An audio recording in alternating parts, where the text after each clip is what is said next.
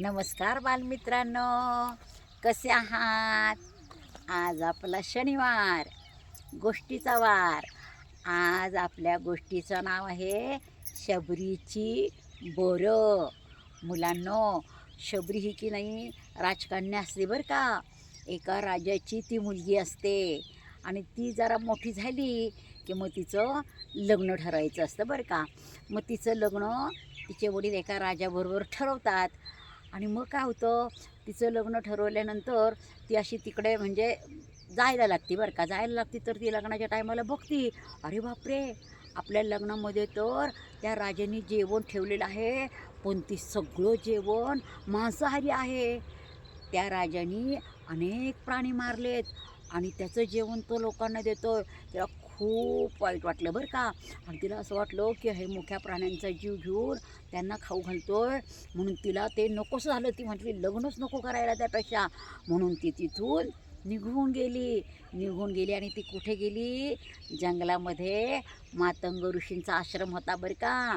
त्या मातंग ऋषीच्या आश्रमामध्ये शबरी गेली आणि मग तिने त्यांना सगळी गोष्ट सांगितली. मला लग्न नाही करायचं, असं असं प्राणी खाणारे लोक तर मला बिलकुल आवडत नाही. मग मातंग ऋषींनी तिला आपली मुलगी मानलं आणि मग ती आश्रमामध्ये आनंदाने विहार करू लागली बरं का. सगळीकडे जायची, झाडांना पाणी घालायची, सगळं स्वच्छ करायची, फुलं आणायची, पूजा करायची.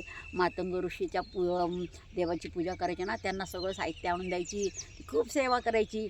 मग मातंग ऋषींना ना तिच्यावर खूप जीव, म्हणजे तिला मुलीप्रमाणे जीव लावायचे बरं का ते. मग ते आता कालांतराने म्हातारे होत गेल्यानंतर ते म्हटले की आता मी काही राहणार नाही, आता मी जाणार देवाच्या घरी. मग शबरी म्हटली की ऋषी तुम्ही जर म्हणजे ऋषींना ती तात म्हणायची, म्हणजे वडीला मानलं होतं ना, तात, तुम्ही जर गेले तर माझं कसं व्हायचं? मग मी काय करू? मला कोण सांभाळणार? मी कुठं जाऊ? ते म्हटले शबरी तू काही काळजी करू नको, तू या आश्रमातच राहा आणि आश्रमात एक दिवस की नाही प्रभू रामचंद्र तुला भेटायला येतील आणि ते तुझा उद्धार करतील. तिला खूप आनंद होतो बरं का. रोज ती फुलं आणायची आणि रामाची वाट बघत बसायची. रोज फुलं आणायची, पूजा करायची आणि रामाची वाट बघत बसायची बरं का. पण राम काही येतच नसते. मग ती खूप वर्ष रामाची वाट पाहते बरं का. आणि मग तिला एक दिवस वार्ता कळती वाऱ्याकडनं की राम ह्या जंगलामध्ये आलेले आहेत आणि राम आता शबरीला भेटायला येणार आहेत. तिला खूप खूप आनंद होतो. मग ती जंगलात जाती, सुंदर सुंदर फुलं आणती, छान छान बोरं आणती बरं का. आणि मग ती बोरं म्हणते आता आपण रामाला बोरं द्यायची, पण आपल्या रामाला आंबट बोरं नको, चांगली गोड गोड बोरं हवीत की नाही आपल्या रामाला. म्हणून ती प्रत्येक बोर अशी चोखून बघती बरं का, अशी थोडासा तुकडा करून बघती बरं का. आणि मग काय होतं, तर एक तुकडा तोडून बघितला की ते गोड बोर असेल ती बाजूला ठेवायची आणि आंबट बोर असेल ती टाकून द्यायची. असं करून एक टोपलीभर बोरं ठेवती बरं का ती. आणि मग तिकडून राम येताना दिसल्यावर तिला इतका आनंद होतो, तिचा आनंद अगदी गगनात मावेल असा होतो बरं का. आणि मग ती राम आल्यानंतर ती फुलांच्या पायघड्या घालती, मेरे राम मेरे घर आये म्हणून गाणं म्हणती. आणि मग रामाला एका छानपैकी दगडावर फुलांचं आसन घालून ती बसवते बरं का रामाला. आणि मग राम तिथे बसतात, त्यांच्या पाठीमागे लक्ष्मण. आणि मग ती रामाला म्हणती की मी तुझ्यासाठी बोरं आणलेलं आहेत, ते तू खा. मग ती पूजा करती, पायावर पाणी घालती, फुलांचा हार घालती रामाला लक्ष्मणाला आणि बोरं देते बरं का खायला. बोरं खायला दिल्यानंतर पण ती रामाला सांगते की म्हणे मी तुझ्यासाठी गोड गोड बोरं आणलीत बरं का आणि आंबट बोरं टाकून दिलीत. मग म्हणून म्हणे हे बोर मी प्रत्येक खाऊन बघितलेलं आहे. तर लक्ष्मण मागे असतो, अरे हिने उष्टी बोरं दिली रामाला. पण राम म्हणतो छान मस्त, मग तो बोर घेतो आणि खातो बरं का. खातो राम बोर. आणि ते बोर खाल्ल्यानंतर तो म्हणतो वा छान आहे शबरी बोर. मग ती लक्ष्मणाला देती.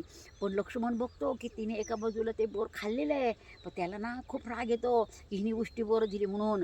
मग शबरी तिकडं काहीतरी आणायला जाते ना, तर तो काय करतो लक्ष्मण, अशी बोरं मागच्या बाजूला टाकून देतो, उष्टी बोरं नको खायला म्हणून. मग काय होतं, ती बोरं सगळी द्रोणगिरी पर्वतावर पडतात बरं का. ती त्याने मागे टाकून दिलेली लक्ष्मणाने, अशी मागे टाकून दिली ती बोरं, उष्टी बोरं खायला नको. मग ती बोरं जाऊन द्रोणगिरी पर्वतावर पडतात बरं का. मग एक दिवस काय होतं, मग तिथून मग राम राम म्हणतात, आता शबरी तुझी भेट झालेली आहे, मग मी आता जातो. तर ती म्हणते, नाही आता मला मुक्ती पाहिजे म्हणे. मला मातंग ऋषींनी सांगितलं होतं की राम तुला भेटायला येतील आणि ते तुझा उद्धार करतील. मग त्याप्रमाणे राम तिला आशीर्वाद देतात आणि तिला मुक्ती मिळते बरं का शबरीला. पण मुलांनो, भक्तांनी दिलेला प्रसाद ग्रहणच करायचा असतो, कारण इतकं प्रेमाने भक्तांनी दिलेला असतो ना. म्हणून देव नेहमी भक्तांनी दिलेला प्रसाद खातो. पण जी लोक खात नाही ना, त्या लोकांना देव बरोबर खायला लावतो. तसंच झालं. लक्ष्मणाने बोरं मागे टाकून दिली, ती द्रोणागिरी पर्वतावर पडली. मग रावणाच्या आणि ह्यांची लढाई झाली की नाही, रावणाची आणि लक्ष्मणाची. तर प्रथम काय केलं होतं, इंद्रजित आहे की नाही रावणाचा मुलगा, तो आला त्या लढाईला. आणि त्या लढाईमध्ये त्यांनी सर्पास्त्र टाकून लक्ष्मणाला मूर्छित केलं.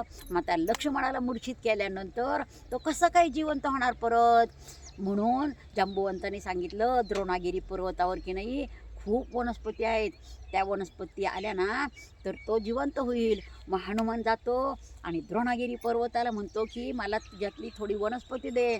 पण द्रोणागिरी पर्वत काहीच नाही बोलत, थांब बाबा, देणारच नाही म्हटला.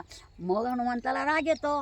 हनुमंत द्रोणागिरी पर्वत मुळासकट उपटून आणतो आणि पहिल्यांदा तो नमस्कार करून मागतो की नाही, मग प्रेमाने दिला नाही म्हणून हनुमंत मग द्रोणागिरीवर उचलून आणतो बरं का. पण ती द्रोणागिरीची जी संजीवनी असते की नाही, ती काय असतं माहिती आहे का मुलांना, ती शबरीची बोरं लक्ष्मणाने टाकून दिलेली. मग ती संजीवनी खाऊ घातल्यावर लक्ष्मण जिवंत होतं. आणि अशा प्रकारे भक्तांनी दिलेला प्रसाद कुठल्या तरी रूपाने आपल्या पोटात जातोच. आवडली का गोष्ट? गोष्ट आवडली असल्यास लाईक करा, सबस्क्राईब करा आणि शेअर करायला विसरायचं नाही.